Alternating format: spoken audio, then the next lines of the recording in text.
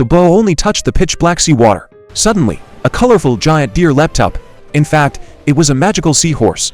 It is said that those who see it will enjoy good health and a long life. It turned out that the boa and the seahorse were old friends.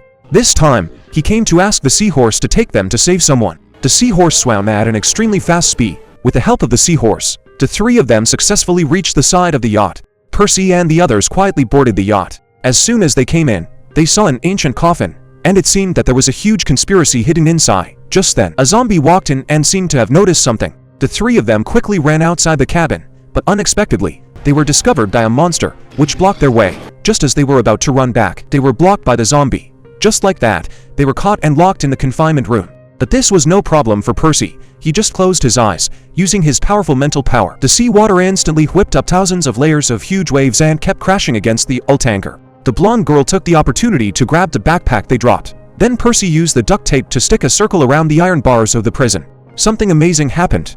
In an instant, a hole was cut in the prison, and everyone managed to escape. However, when the three of them ran onto the deck, they bumped right into the enemies, and a fierce battle was inevitable. Percy knocked the enemies into the water, but at this moment, there were more and more enemies, so Percy led the people to the top of the cabin to buy time for his teammates to steal the lifeboat. For a while, the enemies couldn't do anything to Percy. At this time, the villain Luke also came out. Through the conversation, Percy learned that his friend was not on the ship. At the same time, his teammates successfully stole the lifeboat. But when the boy was installing the engine, his hand slipped, and the engine fell directly into the sea. And at this moment, the enemies had already aimed at him. In a moment of great urgency, Percy used his mental power to weave a huge seawater barrier for his teammates. The woman also remembered that there was a can of nitrogen on the backpack. With the help of the nitrogen, the lifeboat accelerated and sped away. Percy also took the opportunity to jump off the yacht and use the power of the seawater as a skateboard to try to escape.